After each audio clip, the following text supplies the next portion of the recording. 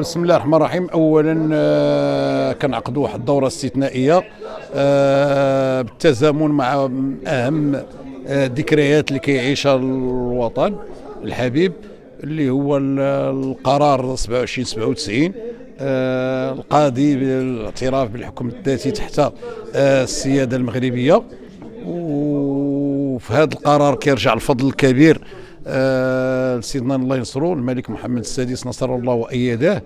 وكما استحضرنا في هذه الدورة الاستثنائية كذلك الإبداع ديال المرحوم الحسن الثاني فيما يخص المسيرة الخضراء سنة 1975. وفي هذا الخضم اللي كتعرفوا المملكه والاحتفالات من طنجة للقويره وخارج ارض الوطن، الاحتفالات الشعبيه بهذه الاحداث الوطنيه البارزه، كنعقدوا حنا هذه الدوره الاستثنائيه تقريبا فيها واحد 28 نقطه، كلها نقاط كتهم الساكنه البيضاويه. وعلى اعتبار ان مجلس عمالة الدار البيضاء هو شريك أساسي في التنمية للقطاعات الحكومية وكذلك الجماعات الترابية بمستوياتها الثلاثة، مجلس جهة الدار البيضاء سطات ومجلس مدينة الدار البيضاء ومجالس المقاطعات، لأن الكل عنده أهداف مرسومة وأصبحت الرؤية واضحة ديال تأهيل مدينة الدار البيضاء من خلال المشاريع المبرمجه لعدد المستويات بثلاثه. الان مجلس الجهه كيبرمج، مجلس المدينه كيبرمج، مجلس العماله كيبرمج. احنا بعد قبل قليل صوتنا على واحد 12 مليار ديال الاستثمارات ديال مدينه الدار البيضاء، ولمسنا فيها القطاعات الاجتماعيه، ولمسنا فيها كذلك المشاريع اللي جات في الخطاب الملكي السامي حول المشاريع المجاليه المندمجه الاجتماعيه المندمجه. وهذا ما فعلناه من خلال دعم المؤسسات ديال الرعايه الاجتماعيه، من خلال كذلك بعض الجامعات الرياضيه اللي تقدمت بطلبات كبعض التظاهرات اللي غتقام هنا على الديار، من خلال ملاعب القرب، من خلال واحد الدعم الكود دولي، دعم الخيريات، دعم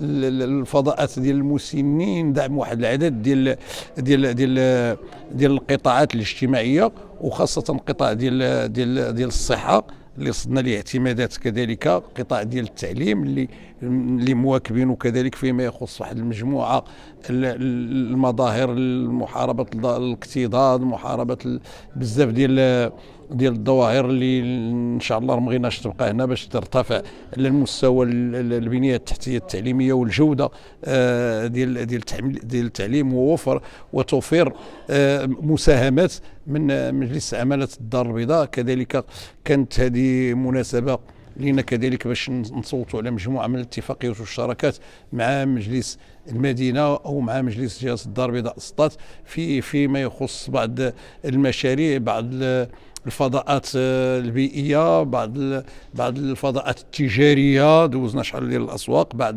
روض الاطفال، دوزنا واحد العدد ديال مرافق سوسيو ثقافيه، واحد العدد ديال المرافق، واحد العدد ديال الاتفاقيات اللي من خلالها ان شاء الله الرحمن الرحيم تنساهموا احنا كمجلس عماله اللي عندنا، اللي كيأطرنا القانون التنظيمي 112 على 14 واللي عطانا الخاصيه الاجتماعيه، نتكلف بقضايا الاجتماعيه على مستوى التشخيص في قطاعات الصحه والتعليم. وكنساهموا دابا حاليا من كما قلت لك 12 مليار ديال السنتيم، كلها شراكات مع الجماعات الترابيه ومع القطاعات الحكوميه المعنيه بالامر فيما يخص بعض الاختصاصات التي تعود الى القطاعات الحكوميه. كذلك هضرنا على بعض المؤسسات الاجتماعيه، دعم مقبره الغفران، دعم مقبره ديال الاحسان. دونك جميع هاد الفضاءات اللي بنسميوها الفضاءات الدينيه، هاد مقابر المسلمين اللي هي كذلك من خلال هذه الدوره هذه دعمنا هاد المقابر الاسلاميه كذلك فيما يخص الدعم اللوجستيكي، فيما يخص واحد العدد ديال الامور كيف ما كان الحال.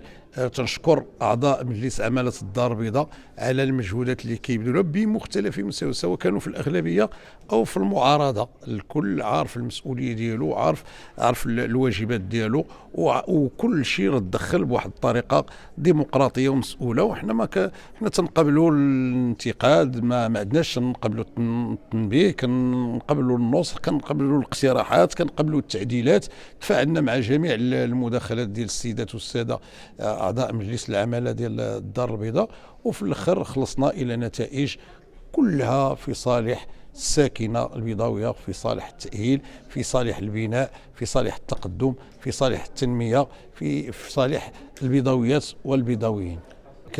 فيما يخص التصويت كان التفاعل مع الاخوان، وكان التصويت بالاجماع ديال اعضاء مجلس عماله الدار البيضاء.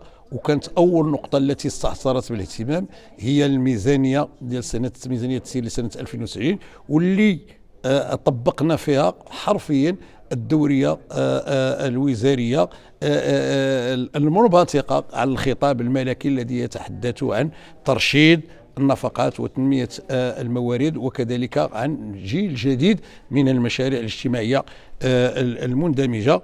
مثلا عندنا 17 مليار في هذه الميزانية ديال مجلس العمالة، 73% كتمشي لأجور الموظفين وهي نفقات إجبارية، وكتبقى 27% اللي خصصنا فيها 90% من 27% خصصناه للمجال الاجتماعي بمفهومه الواسع والشامل. وبالفعل كانت مصادقة وموافقة بالإجماع على جميع النقاط، وعلى رأسها الميزانية ديال التسيير ديال هذا. وكذلك ما نسوش بأننا برمجنا 12 مليار اليوم، 12 مليار، وإن شاء الله كتنتظرنا برمجة أخرى ان شاء الله الرحمن الرحيم في نهايه السنه بعد لو 31 ديسمبر 2025 غيكون عندنا فائض حقيقي اللي غادي نواصلوا فيه هذه الرؤيه اللي اصبحت واضحه فيما يخص المشاريع الاستراتيجيه والمشاريع المهيكله لمدينه الدار البيضاء.